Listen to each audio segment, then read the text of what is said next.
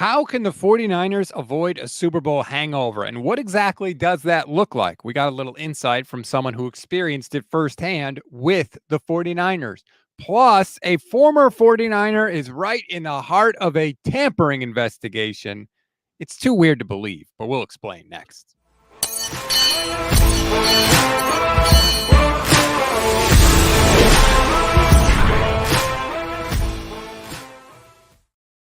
What is good, everybody? Welcome to another Gold Standard podcast on the Gold Standard Podcast Network and the Fans First Sports Network. I'm Rob Stats Guerrera. He's Levin Black. It is Thursday. Levin, how you feeling? I feel good. I just came back from the pool. It is like 90 degrees out, so it was very welcome to get to the pool. And now I had to, get the kid out of the pool because, hey, I got to go talk to Woody. So she's upstairs getting to watch a movie so that I could get her out of the pool. You have pool hair. You sat down and I was like, did he get a haircut? Something is going on with the hair. And now I know you were in the pool. Yeah, this is what my hair does when it's like submerged in water for long enough that it stays soaked. It actually kind of stays down. This is like about as little volume as I can get. My hair is very naturally poofy. Be a good way to put it. All right. That's the only time I would use poofy to describe you or anything about you. Please rate, review, and follow the Gold Standard Podcast Network. Like and subscribe to our YouTube channel as well. Got a few things to get to on today's show. Vernon Davis sat down with Grant Cohn. That was an interesting interview, so we'll talk about that. We'll talk about the Falcons just got dinged for tampering with, I should say, Charlie Warner, among others. We'll talk about that. Plus, maybe I'm the only one. Ricky Pearsall still hasn't signed his deal yet. That seems a little strange to me. But let's start with the Vernon Davis interview with Grant Cohn. It's up on Grant's YouTube channel. You should definitely go and check it out. Not now. This is our time. I'm going to start saying it like that. I don't know why it annoys you. People like that this is our time. People message me. They say it with us. So I knew if I did that, it would annoy the heck out of you. Yeah, mission accomplished. Tanisha, YouTube channel member, says good morning. Good morning, Tanisha. Tanisha joins every live show every day. That is respect. I appreciate it. I look forward to the greeting every single time, Tanisha. So thank you very much. Vernon Davis sat down with Grant Cohn, talked about his time with the 49ers and the Super Bowl hangover. And he said something that we don't really ever talk about that I thought was interesting. Basically, he's like, as a player, you're not going to go to the Super Bowl that often. So if you just went the year before and you didn't go, there is some small part of you that's like, statistically, we're probably not going back this year. And I get that. That's just human nature. And that's being realistic. I do think that everybody's different. Some people are capable of being delusional in their lives. I would bet that there are certain people, a decent percentage, but not the majority, that are like, oh yeah, we'll totally be back here again. You know what I mean? We'll win the next one no matter what. I think there are certain people that are delusional like that. Vernon, from his playing career and especially after his playing career, you can tell he is somebody that's very analytical.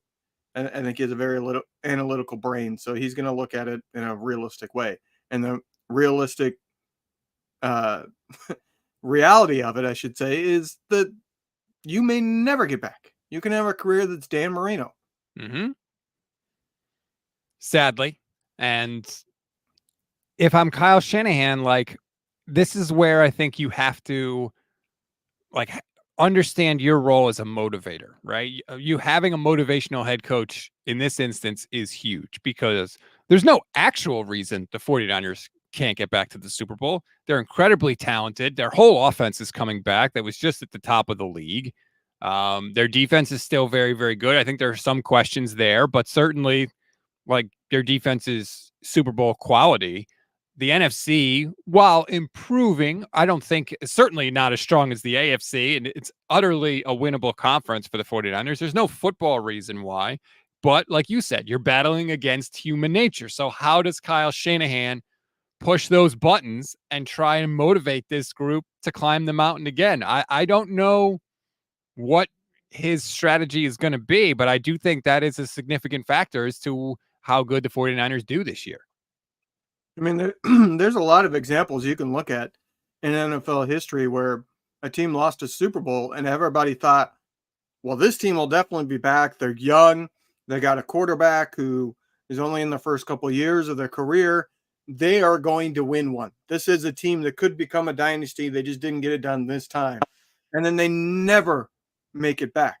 There are so many teams like that. Like right now, depending on what happens over the rest of his career, Joe Burrow is a good example of that. Like since they made the Super Bowl, they got past Kansas City Chiefs. Everybody thought this is going to be a true like rivalry for the ages. The Cincinnati Bengals versus the Chiefs every year, and they haven't made it back. Have they even made an AFC Championship? I don't think they have, because it's been, Baltimore and Buffalo that have come up to be the main rivals. Like I would argue that Buffalo is the bigger rival to the Chiefs.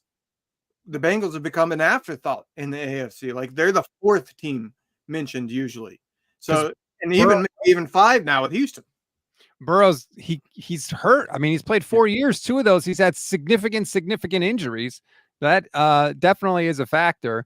But you're right. Like you need a lot of things to line up for you in addition to having a really good team, which just makes the fact that the 49ers made the NFC Championship game in 2022 even more incredible, considering they lost 2 quarterbacks to season-ending injuries and they still got there. The things did not line up for the 49ers and they still got there. So that was always impressive. I want to get to this comment quickly from Ken Dowsland, who says, did you stop doing the 49ers in 5 segments, Rob?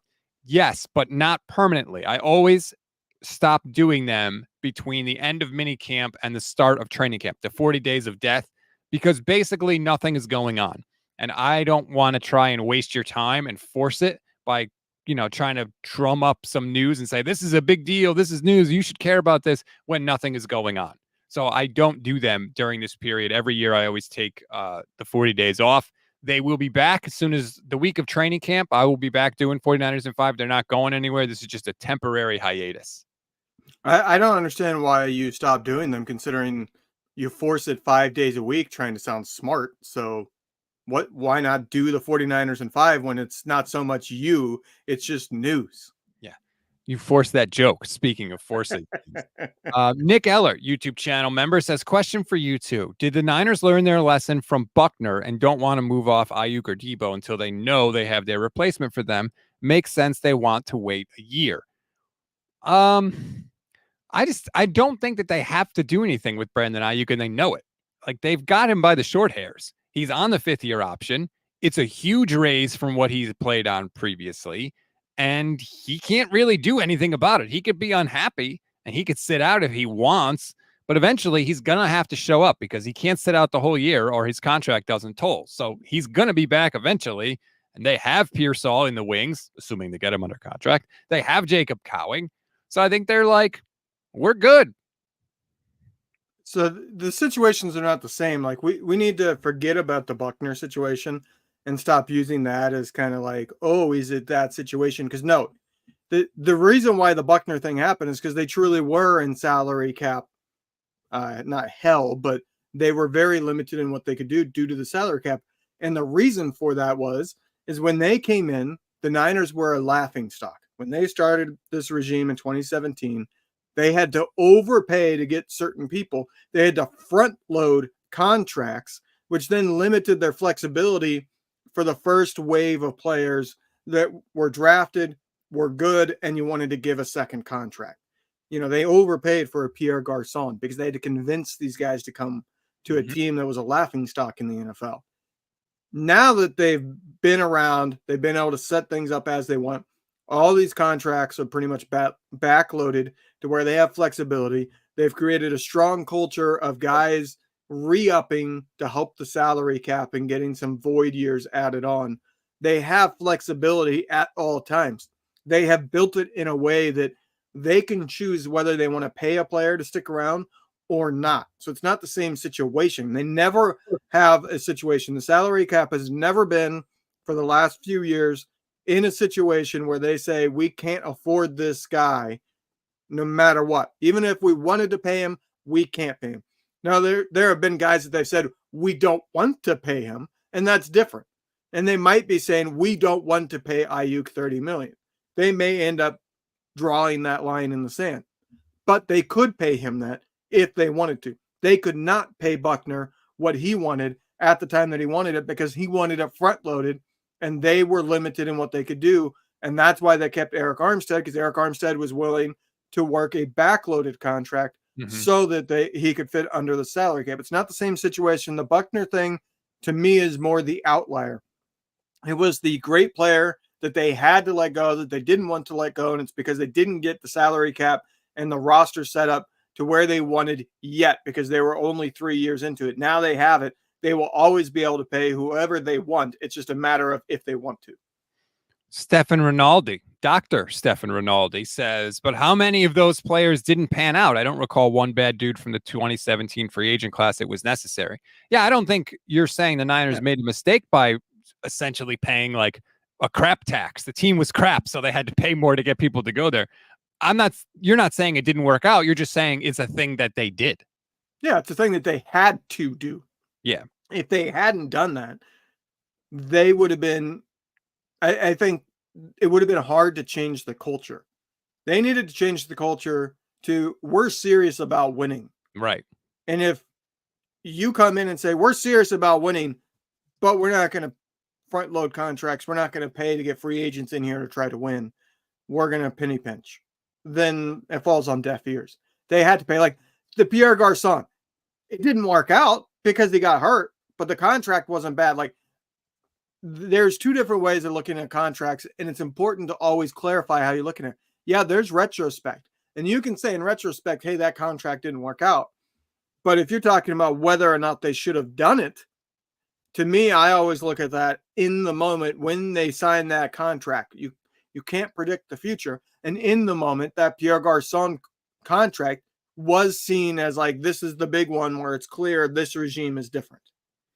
Dr. Rinaldi's back. He says, then we paid Armstead, and that was a terrible contract given the production. I don't know if I agree with that, because don't forget, Armstead moved inside to defensive tackle and played defensive tackle at close to an all-pro level. Yeah. Like, I think that they got their money's worth with Eric Armstead. I know he's been banged up at the end of it, and that's been frustrating, but I don't look at that as a terrible deal. I don't. He also didn't get the same amount of money. If I remember correctly, and I'm not 100% on this, so I want to clarify that. I think he got around $17 million per, and Buckner got around $21 million per. And like we have said, it was front-loaded versus back-loaded, and that was a big part of it. But Armstead also did not get the same level of contract. Buckner reset the market at defensive tackle. Armstead has never reset the market. Right. And that's a huge difference, really. Let me see. He was drafted, and 5-year, $85 million deal, I think, is what they ended up giving him. That's what Armstead got? I think so, yeah. $17 million. 17. Yeah. $34 million guaranteed. He earned $66 million. So, yeah, I don't think it was basically a $16.5 million a year deal. I think they did okay. I think both sides did all right on that one. Certainly, there have been worse contracts with the 49ers. There have been much worse contracts at defensive tackle. I mean, Albert Hainsworth comes to mind. Oh, God, yeah. There was something else I wanted to mention from the comments, but now I don't say. Oh, Sheldon Salazar says, I was watching Toy Story yesterday with my daughter, and I saw Rob. Thanks, Sheldon. You're a jerk. You do need to get like a Woody doll. You got that bare spot. It would be your right, what we're seeing on the left. Mm-hmm. That bare spot above the trophy. Should get like a little Woody doll to put there. That's true. There is an opening. I used to actually have a Woody doll when I was a kid, but or maybe not, because Disney might come for you. Yeah, that's true. Speaking of the Super Bowl hangover, Levin, you didn't see this. I know this talking to you before the show, but today Netflix dropped the trailer for that receiver show. Remember, they did the quarterback show with Mahomes and Marcus Mariota and Kirk Cousins. Well, now they're doing the receiver show. I think it's Devontae Adams, it's Justin Jefferson, it's George Kittle, and it's Deebo Samuel. And first of all, they're showing all these clips, and like it looks really cool, but also like, we know how the story ends. Like, I know the Titanic is going to sink at the end of this thing. So I really want to watch it because I think we'll find out some cool stuff. But I also don't want to watch it because they lose the Super Bowl. Will we get a drunk Kyle Shanahan cameo? I doubt it. I'm sure it's very tightly controlled as to what comes out. But that's why I'm kind of fascinated by this stuff, because what comes out, if there's anything sort of controversial, the fact that it was left in, to me, would tell me a lot. So I'm kind of interested to see like what actually makes it. I bet you will find out how hurt George Kittle was. Obviously, we know he had offseason surgery, but I bet we'll learn a little bit more about that. Maybe a little bit more about Deebo Samuel. Remember, he got hurt against the Packers and he was hurt in the Super Bowl. That whole thing. What happened at halftime of the Lions game? Because don't forget, too, like, as we go along, I think Amon-Ra St. Brown is in it too. As we go along, the other guys are going to be eliminated. So it's going to be more about the guys that are left, more about St. Brown, more about Kittle, more about Deebo. So they're going to have the most information in this thing out of anybody. So I think we'll find out a couple juicy things. I'll be most interested to see like game day stuff. Like, how did you prep? Well, not necessarily, I guess not necessarily game day, but like, how did you prep for the games? And during the games, what was your demeanor on the sideline? Like, did we see a moment where Deebo's going off and being wide receiver diva saying, give me the ball? You know what I mean? Because we've seen, and it's one that's applauded by everybody because of how it worked out, where he told Shanahan, get me the damn ball, and then he immediately scored a touchdown. Against the Cowboys, yeah. Yeah, in the playoffs a few years ago. So, like, we have seen that. Is that one instance just like a one-off? Or does Deebo do that on the sideline all the time? That's one of the things like I'll be interested to see. Like, is there a diva to him or is there not? Because I truly don't know. Like, you see kind of with his demeanor that he could be, but he also just might not be. He might be like one of those guys that's kind of like a dog during the game. Like, he just wants to hit people. You know what I mean? He's out there for the physicality of it. And he's not going around saying, give me the ball, give me the ball, give me the ball. Because if he is that way, then I do wonder if some of the reasons why he gets focused on so much is Kyle Shanahan kind of naturally being swayed by that. But I think there's a difference between I want the ball in a big situation to make a play and, hey, I'm just not getting enough passes. Like, I think there's a difference between just wanting the ball no matter what so you can get your numbers and put up big stats. And also, like, I honestly feel like Deebo in that Cowboys game in that situation was like, we need a play right now. Yeah. I'm going to make it. And I think there is a little bit of a difference between those two. There certainly is. There have been players that are very much, they want the ball for their statistics. And then there have been players that want the ball because they want to win. T.O., I would say, ironically, is the guy that like fits perfectly between both of them. Like, he wanted the ball for his statistics, yes, but he also wanted the ball because he truly believed like me having the ball is our best ability to win. Yeah, and let's be honest, especially once Jerry wasn't there anymore, he was right. You are the only person that emphasizes the T when they refer to Terrell Owens by his initials. Only everyone else says T.O. You say T.O. Why? Why do I speak the way I do? I don't know. I don't know. I have no idea. That's how I've always said it. T.O. He became my favorite player when I was 13. I know. When that was first becoming a nickname. You would think you would learn how to say his name right. I don't know. Diego Figueroa, YouTube channel member, says Receiver, that Netflix show, should be out now in the 40 Days of Nothing. I totally agree with you. Maybe they were trying to think like before training camp will put this out. They should put it out now because shows are desperate. I remember what it was like producing PFT and being like, holy hell, what are we going to talk about on tomorrow's show? Because nothing is happening. You're right, Diego. See, our channel members are very, very smart. That's why you need to become a channel member. It's less than $3 a month. You get priority comment response, custom emojis, and membership badges as well. So I want to watch the Netflix show. I don't know that I'm going to learn. Like, when I watched the quarterback show, I learned a lot about Kirk Cousins. Like, I learned about just what he was like as a person. I learned how friggin' tough that guy is. Like, I was stunned by how beat up Kirk Cousins got. He would take these brutal hits in the game, and he would go off to the sideline like, dang it. Ow, man. Ooh. It's like, dude, you just got crushed. How are you not like writhing in pain? I don't know that I'm going to learn about any of these guys more than that because I feel like I know them pretty well already, but maybe I'm wrong. Like I said, the people are different on game day too. Like there are players where we've seen them in press conferences and you think you know them, and then you get a glimpse of mic'd up or something along those lines, and they're different. Some people have a switch that flips on game days, and some people are kind of the same, both on and off the field. It'll be interesting to see which, if any, of those two are different. Like, yeah, Kittle goofs around a lot, but we have seen that on mic'd up where he still goofs around during games. You know what I mean? Like on the sideline, he kind of cracks jokes. So we know like that's part of him is that like he tries to keep things from becoming too serious. You know what I mean? He tries to keep things light so that people don't get kind of caught up in themselves and mess up because of it. That's his demeanor. How is Deebo? I'm not sure. Yeah, I don't know. I'm interested to see if we hear any sideline clips of Shanahan? Is he cursing anybody out like during the games, or what is his interaction with them like? I saw a good tweet just now from Kyle Posey of Niners Nation. He tweeted out a still from the trailer, and if you're watching the stream, you could see it now. It's a picture of Deebo with his son, and in the lower left-hand corner is what can only be described as a fishbowl of alcohol with multiple straws in it. And as Kyle Posey astutely points out on Twitter, the drink in the bottom left corner is when you know these two as parents had a day with that little boy. I think they're at like a bowling alley or something. As a father of two, I could say A+ KP. I totally relate.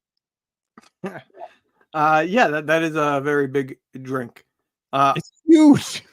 That's something I personally don't do. I got no problem if certain people do it, as long as it's controlled. I'm not a big fan of like parents being completely obliterated around. Oh yeah, no, because you never know when an emergency happens. But I grew up in a non-alcoholic family. I'm the only one that drinks in my family, so I personally don't drink around my kid. I drink after she goes to bed. It's a fishbowl. That's the only way I could describe it. It is. It's one of those tropical drinks. It's that tropical blue color. I think I saw one umbrella in it. So, Strawberry React says, "Oh gosh, I haven't had a fishbowl since college." I have a feeling there's a story behind that one, Strawberry. Just not saying, just saying. Okay, so I do want to watch that show. I think it's going to be really interesting. And we'll see. Because like we're never going to get a 49ers Hard Knocks because Kyle Shanahan will never ever go for that. So this could be like as close as we get to some sort of behind the scenes thing. You know what'd be the coolest thing that could come out of that show? What? Is if you and I, especially me, are in a scene during Super Bowl media week or something, like you didn't see us in the background. Yeah, well, I mean, we did go to multiple media sessions, so yeah. That's true. Now everybody has a reason to watch. See if you can see us in the back. Just fast forward all the way to the Super Bowl. All the rest of it doesn't matter. Yeah. Who cares? We know what happened. I didn't think of that, but you're right. Theoretically, it's possible. Or media night, right? I mean, we were on the field with all those guys. We interviewed Greenlaw and Steve Wilks. That's what we should do. We should create a game, and people can wager on it. What media member of the 49ers is the most seen? So you got to go through and count how many times you see them and see like who was seen in the most shots. Well, I think David Lombardi has a good shot because he's very tall. He's always very well dressed, and he's very tall, so it's easy to spot. So I think I would probably go with David Lombardi. That is very true. I wonder if there'll be any interviews with like, did they have a beat reporter to comment from each team? You know what I mean? Because like sometimes you need like that almost narrator to talk about like to set the stage of this scene that you're about to see. I wonder if they brought in any beat writers. I don't know. Speaking of 49ers beat writers, I'm going to sit down with Cam Idman tomorrow. He's got a book coming out called The Franchise. It's all about the 49ers. So I'm going to sit down with him. Michelle is off tomorrow. She's on vacation in Syracuse. So we're going to have a little 49ers beat writer on tomorrow's show instead. Which Syracuse? I don't know. I assume New York. What other Syracuses are there? The Syracuse that Syracuse, New York is named after? Well, that's in Europe. Oh, there's one in Europe? Do you really not know? No, Syracuse, New York is named after, I believe it's Greek. If I'm not mistaken. No, it's in Italy, Is it Italy? according to Google. I went back and forth between which one it was, and I could not remember if it was which island. I knew it was island. I couldn't remember if it was Greek island or if it was the Sicily island of Italy. I had no idea. Literally until today I learned that there's more than one Syracuse. You're welcome. Yeah. Step foot out of Connecticut sometime. You might learn a thing or two. Please, I've been all over this damn planet. All right. God. Let's get to this comment. C. Pinkied says, did you guys see the rumor that Pearsall's routes are so good that the Niners think they got a steal? Here's the thing. Against who? Routes against who? Like it's a mini camp. They're practicing. I don't even know if they're allowed by the CBA to really like get into anything. So I'm glad he doesn't look bad, but I do take all the reports kind of like this with a grain of salt, especially when they're in a contract dispute with one of their most important wide receivers. I mean, it's better to hear those things than to not hear anything.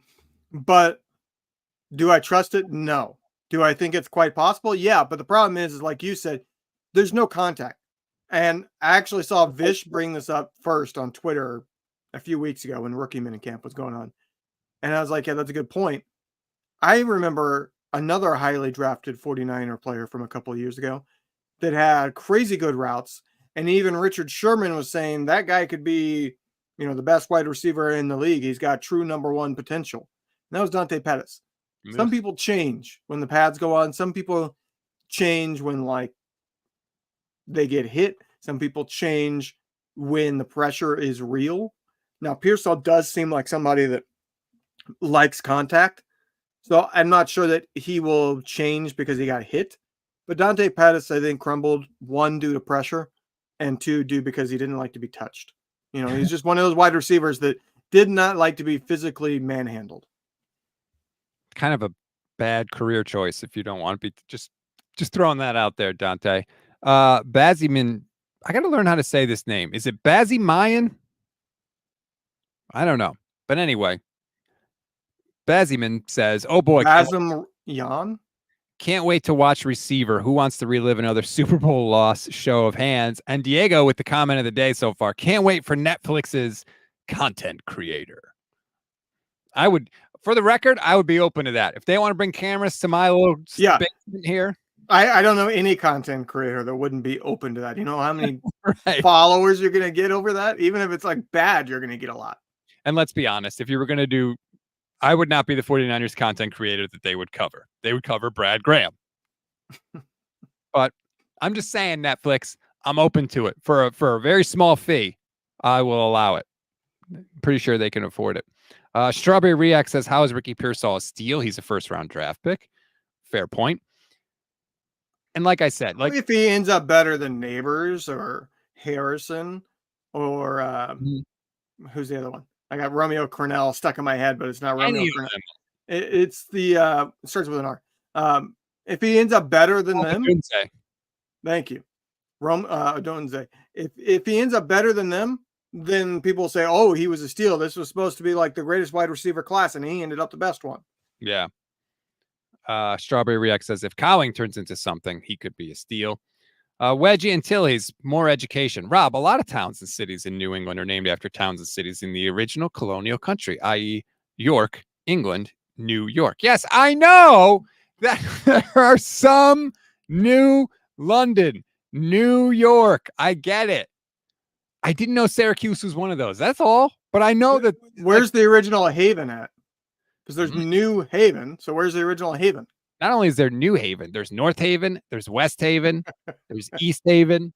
So there's a lot of havens. There's also a good restaurant called Haven Hot Chicken if you're ever in Connecticut. Do you think Cambridge, Massachusetts is original? No. Man, I swear to God, you guys are jerks, all of you. And it starts with you, Levin. They take their cue from you. I forgot what we were talking about. Oh, Ricky Pearsall. Yeah. And can we sign him, please? Like, can we sign? Diego says, you call yourself Italian. Yeah, I'm sorry. I don't know every Italian city in town. Syracuse is a pretty, well-known one. Come on now. It was well-known enough that a city in the New World got named after it. Great. J. Cruz says New Mexico. Well done. Ricky Pearsall, not signed yet. I think that, honestly, Levin, is the real reason that he's been in the blue non-contact jersey. Like Kyle was like, oh, he's sore. I'm like, no, he doesn't have a contract yet. And they don't want anybody to touch him because if he gets hurt before he signs, he's kind of screwed.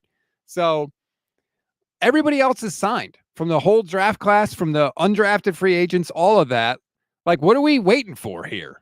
It's not, you can't even say like, oh, we're waiting for IU. Like, no, it doesn't matter. We know we know the ballpark again, because these are basically slotted deals. Like, come on. I don't know what the delay is, but I also don't care. Like, rookies have zero leverage. Like, if he doesn't sign and he tries to hold out, what are you holding out for? 50 cents? Like, right. There's almost no wiggle room. Like, yeah, there is little things that could change, little things in language that they can change. But in terms of like overall compensation, there is no real changes that can happen. Right. So he's going to sign. I'm not worried about it. Nico says Syracuse beat the Athenians, and now they're giving stats a hard time too. Great. You guys are jerks. Do you think Athens, Georgia is original? Ha, ha, ha. Are you going to name any more? You got any more off the top of your head that you want to throw out there? What is Athens, Georgia most famous for? Isn't that where the Bulldogs play? I was gonna test you on your college. I know you don't know college crap much. Yeah, I don't. I do know a couple of things. You know there's a football team in Syracuse, New York, too, right? Yeah, they stink. I'm very excited for the college football game that's coming out, I have to admit. I think we're going to have to start some sort of league. It would have to be Xbox, though, because I have an Xbox and you have an Xbox. So, but I definitely think we should do that, but I will be purchasing it. But I think if we start the league, we have to have a rule that you can't take over like a 5-star program. Like you have to take over, kind of like a mid or bottom tier program. Because like if you join up as Michigan, it's like you got a national championship team. Like, come on. Yeah, we would have to figure out a line, because either I'll be Purdue, or if you say no Big Ten, like small conference only, then I'll be Ball State. Oh, I don't care. I mean, just not like a 5. Like, don't take Purdue stinks. That's fine. You could have Purdue. Nobody cares. It's not like people are going to be breaking down the door for Purdue, but I might go like way low on the totem pole. Give me like a UConn or something like that. That will give you an excuse. So that's good. I didn't win the Heisman's or the national championship because I chose UConn. Well, I think what we need to do is we need to get a group of people. Maybe I'll have to make it YouTube channel members. You got to be a YouTube channel member to join. Then we'll have a prize for the winner, like a signed jersey or something like that. So I think that's what we need to do. And then we'll have a rule where like you get a week to play your game. And then if you don't play your game in that week, then you're screwed and we move on without you. Well, we'll have to figure out like, because what if maybe we have to make a rule like you can't play each other, because then you're having to like find a time where 2 people are available. Yeah, that's true. And that becomes hard. So like if one person picks a Big Ten team, nobody else can. And maybe we do like a draft slot. Like, okay, this person gets to pick their team first, and then this person has to pick their team. And if they do play each other as a non-conference game, well, you can change non-conference. So you just like unschedule that game. So you don't have I wanted to play, but that person wouldn't play. And if you don't play your game in a week, it gets simulated. Yeah, I got to figure out the nuts and bolts of that. I didn't think of that, but you're right. Unless you can somehow work out the time. Like, I'm not against it, but it's just every single time. Yeah, it would be a lot harder. And then you run in, like I said, you're opening the door to, well, I could have played these 3 days and he couldn't play them. And the other person says, well, I was willing to play these 3 days and he couldn't play it. And then you go, well, how do we pick this game? Yeah.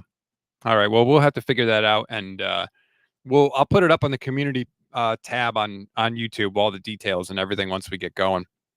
But I think that's a fun thing, but I can't wait to play it. So hell yeah. All right. What was the last thing I wanted to talk about? Oh, I remember. The Atlanta Falcons, Levin, got into a bit of trouble today for tampering with not 1, not 2, but 3 different players this offseason. They lost a 5th-round pick in the 2025 draft, and they were fined $250,000. And the GM was also fined $50,000. So basically pocket change. And they were found tampering with Kirk Cousins, wide receiver Darnell Mooney, and our old friend, former tight end Charlie Warner. Now, how could you be so excited about about signing Charlie Warner that you feel the need to tamper? Who else was calling Charlie Warner? Like, what are you doing, Atlanta? I want to know the details of how they tampered, because in terms of punishment for tampering, this is pretty like small potatoes. There's been bigger punishments. So like, what did they do that the NFL deemed, yeah, they tampered, but it's kind of minor, so we're not going to hammer you? Like, were they texting these people at 11:50 rather than midnight? Or like, where's the line that they crossed? So apparently the NFL did not discover sufficient evidence to support a finding that the anti-tampering policy was violated by the Eagles. Yeah. So there was more detail that came out on Twitter. What the story that they are trying to sell is that, yes, technically they were tampering, but it wasn't like huge violations. It was more, they reached out to the player directly about like travel and kind of logistical things like that, which I don't buy at all. And Mike Florio had a good tweet about it, which was basically like, why would a team risk potential tampering punishment by contacting a player directly for all that stuff when they are legally and already talking to their agent? They could just go through the agent for all of that stuff. And I just think it's the real story is that clearly the NFL does not give a crap about tampering. They know that every team does it, but they couldn't turn a blind eye because Kirk Cousins literally admitted to it in his introductory press conference. So they had to do something. So they just took away a 5th-round pick and fined him some pocket change. You're probably not wrong about that. I mean, the Niners, as our chat has pointed out, were punished more for a clerical error that was, the NFL said they don't believe it was on purpose. It wasn't to try to like circumvent the salary cap. It was just they added something up incorrectly. They paid a guy too much and then tried to take it back, according to what the NFL had said. Look, they all tamper. We know they tamper. The NFL acknowledged they tamper by creating the quote-unquote legal tampering, which just shifted the actual tampering back about a week. Like, it didn't really stop anything. But I just think it's hilarious that people are buying what the league is selling here. The Niners also got, remember in, what was it, 2008? The Niners got banged for tampering with Lance Briggs, and they lost. I think they lost a 5th-round pick, and they had to swap 3rd-round picks with the Bears. So they got dinged way more for that. And that was just with one dude who they didn't even get. That was, they wanted to trade for Lance Briggs, and they've reached out, if I remember correctly, they've reached out to him to see like what his contract parameters were, because Lance Briggs was on the market at the time because he was wanting a new contract, because he was wanting basically a big extension that he had never gotten from the Bears, and the Bears were playing hardball with him. And so the Niners, like, they were negotiating a trade with the Bears, and then they reached out to Briggs behind the Bears' back to like, hey, is this something we're even going to want to do, kind of thing. Tampering. It's like speeding, right? We all speed, but when you get pulled over by the cop, you get the ticket, even though everybody's doing it. I just thought it was hilarious that Charlie Warner was one of the people. Like, Charlie Warner! Oh no, what if you missed out on Charlie Warner? Your season goes off the rails. Yeah, you might have lost a good blocking play, single one, all season, if you didn't get him. Oof. Robbie 439 says the NFL doesn't care about tampering. Sean McVay won a Super Bowl by tampering. I assume he's talking about the Matthew Stafford thing. Yeah, I mean, I don't remember specifically the details, but weren't McVay and Stafford staying at the same hotel? Something like that, yeah. Yeah, and so like, I think they even said like they were talking to each other. So like, yeah, that would be tampering, especially because he was under contract with the Detroit Lions. I didn't really think of that, and I'd have to go back and specifically review like exactly what went down in that situation. But you're right, it does seem awfully likely that there was massive tampering with the Rams and the Lions. I do remember like McVay saying something along the lines of like he ran into Stafford and after chit chatting with him, decided we have to do what we need to get this guy because he got a glimpse into like the kind of guy he was and was like, this is like the perfect thing. Something like that. He said they happened to run into each other in the same resort. And he, after chit chatting with them briefly, decided like, we can't miss out on this opportunity. Yeah, I'm sure they were talking about like, what's your favorite book, right? Like, I mean, come on. That just goes to show they don't care about tampering. Hey, Matt, theoretical situation. Somebody falls off a stage in front of you. What do you do? Hey, Matt, theoretical situation. How do you think you would theoretically do in the Kyle Shanahan offense? Theoretically. Like, not mine, Kyle Shanahan's. Right. Yeah, exactly. But you know what? Like Kyle also said, like they were in on those discussions and they were doing the same thing. I mean, if Kyle was if you switch the two resorts, because wasn't Kyle and Cabo at the same time? He just wasn't at that resort. Yeah, I think they were in opposite, like neighboring resorts or something. That is crazy. Think about that. Like, what if Stafford was staying in the other resort? Like Matthew Stafford might be the quarterback of the 49ers and they might have the ring that McVay has. Yeah, but now we have Purdy. We have a brighter future. Maybe, but they have a ring. Yeah, I know. Robbie 439, Stafford said it himself. He thought he was going to San Fran before he bumped into McVay. What could have been? Apparently, Stafford wants more money, by the way. So it'll be interesting to see what the Rams do there. But anyway, I just thought it was funny that the Falcons got dinged for tampering and that Charlie Warner was involved. And not only did the Falcons sign Kirk Cousins to $100 million contract, they tampered in order to do it. So then they pay that penalty. And then they drafted Michael Penix 8th overall. What? That's Arthur Blank wants a Super Bowl before he dies. It's over before it's over for him. That's what it is. He's saying we're signing the free agent and we're drafting somebody because the next like 5 years, I don't care one way or the other, we're gonna have our franchise quarterback finally. If you're a Falcons fan, I mean, what the hell? I know I talk about it and you guys are probably sick of hearing me talk about it, but the 49ers are in a great era right now. They're well run. They have a great roster. Like they're not doing stupid stuff like this. They have basically nobody that gets in trouble off the field. I can't even think of in the Shanahan. Be knocking on wood. I mean, yeah, there you go. That's fake wood desk that I have. The players getting in trouble off the field are like former players. And like the Shanahan guys, like Harbaugh would, if you could play football, Harbaugh would take you and he'd deal with the off the field stuff. There were multiple guys, Ray McDonald, Bruce Miller, Alden Smith, we know had difficulties off the field. Harbaugh's teams had a lot of those guys. Kyle's teams don't have any. I can't think of one. I know there was one, but it ended up like not. Oh, yeah, duh. First round draft pick. Let go early because of it. Yes, you're right. And that probably taught them their lesson. They were like, we're not doing this. Yeah, Reuben Foster. Yeah, they deserve, like, he got sent home from the combine because he was a jerk. Like, they should have seen that one coming. Yeah, Reuben Foster. You're right. Good call about that. Did you listen to my show with Grant at all yesterday? I did not. So I came in ready with a hot take, right? I was like, oh man, because this was when the Aaron Rodgers stuff about skipping minicamp came out. And I was talking about how the Jets sold their soul for a quarterback and Kyle Shanahan would never do that.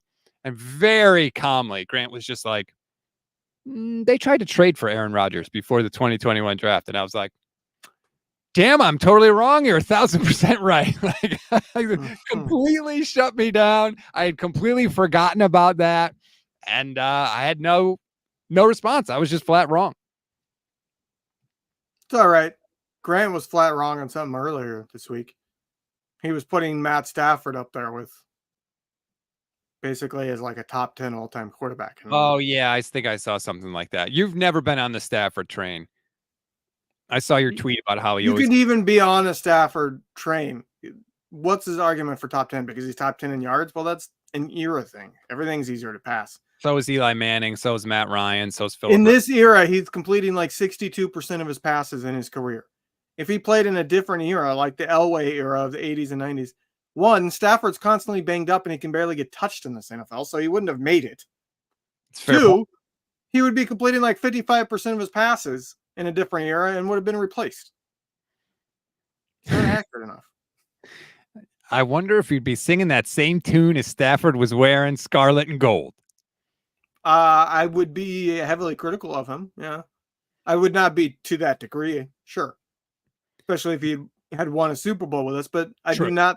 I think he is one of the most overrated quarterbacks of all time, because a lot of people think he's great because he was a number one pick and he put up all these yards. And it's like, he's always had great wide receivers. Yeah, he didn't win in Detroit because the team was bad, but he had plenty of supporting cast to put up better statistics than he did. He has a crazy arm. I mean, his arm is awesome. If you want to argue like who has the most talented arm in NFL history, he might be in that discussion. You know, I wouldn't put him at the top, but he's probably in like the top 5, I would say, in that discussion. Like, he has a crazy arm, but he's never had discipline as a quarterback. He is I'm going for broke all the time. I've had this argument with family and friends many times before. I believe getting Megatron early in his career stunted his development as a quarterback. And he's fallen into this, well, I'll just throw a jump ball deep. And he never he kind of was able to cheat. He was able to use a crutch for the first 10 years of his career, to the point that he never quite developed in the same way that he would have if he didn't have a unicorn of a wide receiver. I mean, he does. He usually gives you 1 or 2 chances a game to make a play on the football. That is true. Wedge and Tilly says, Levin and Rob, do you think Jim Harbaugh's changes will be big enough roadblock to the Chiefs from a 3rd Super Bowl? And the whole AFC is so friggin' hard. But at this point, I'm not betting against the Chiefs because they keep friggin' finding a way to do it.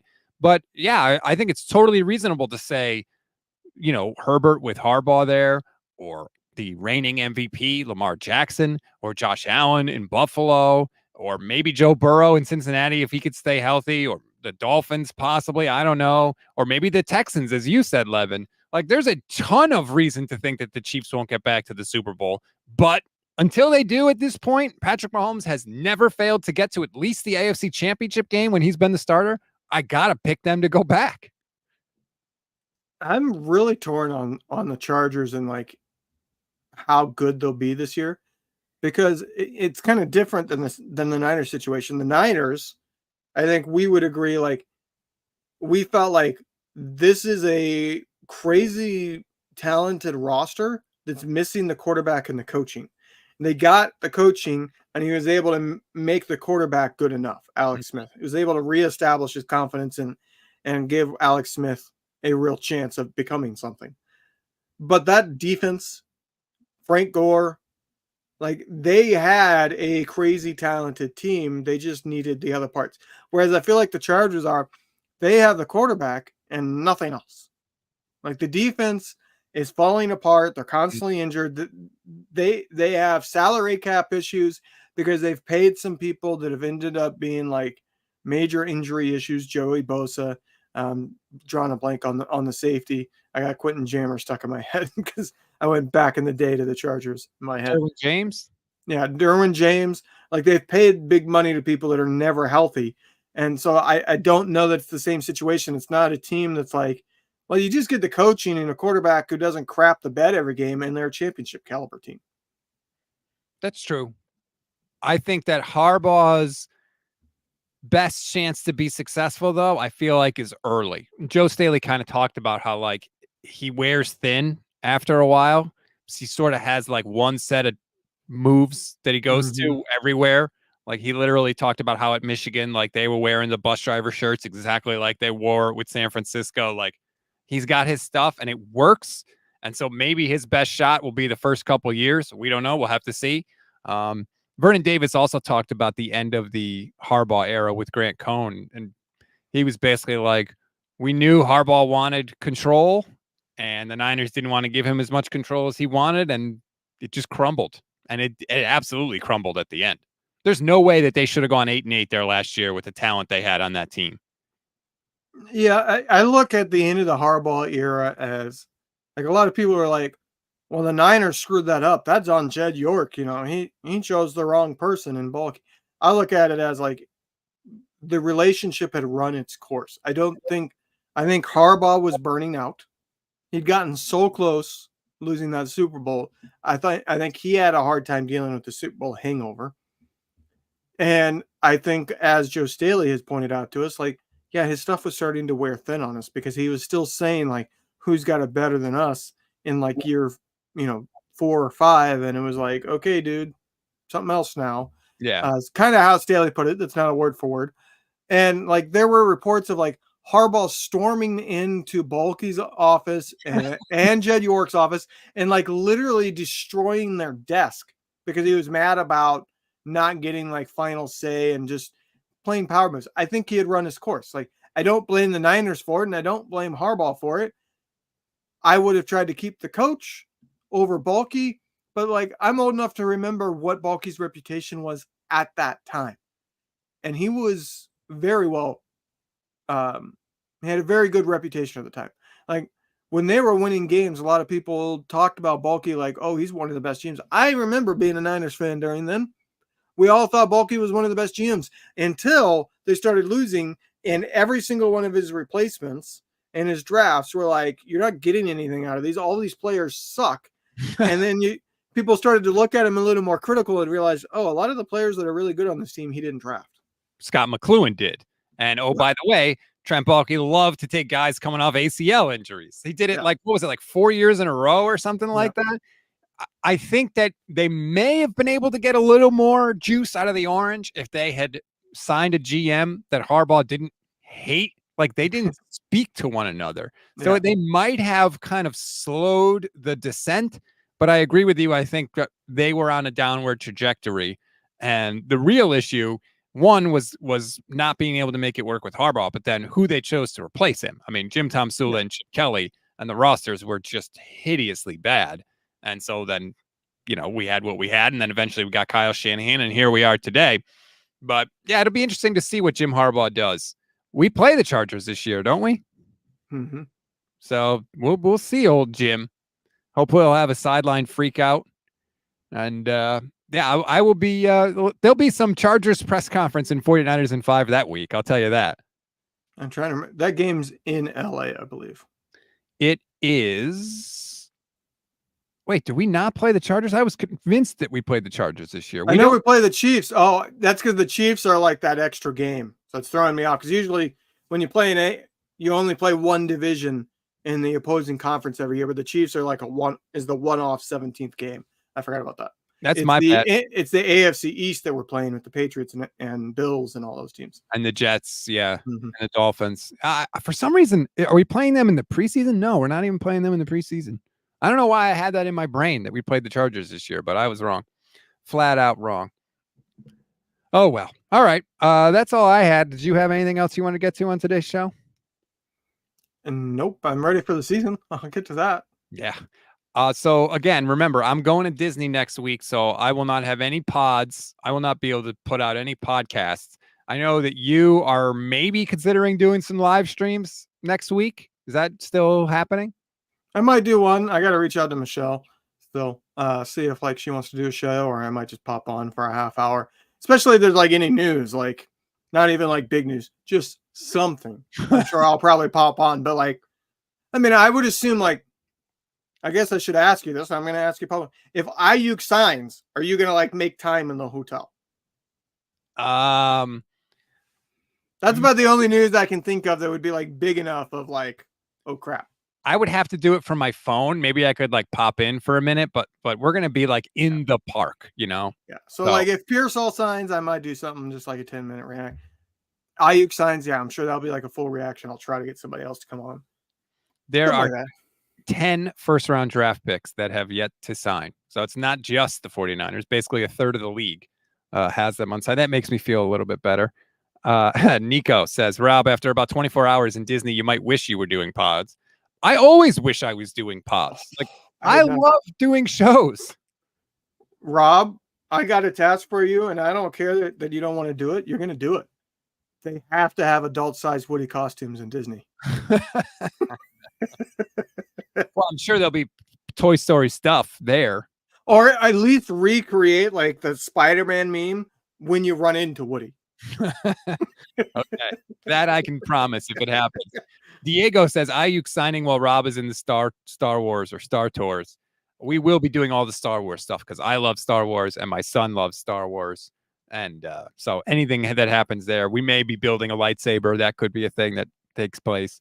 Antonio says Disneyland or Disney World, whatever one is in Orlando.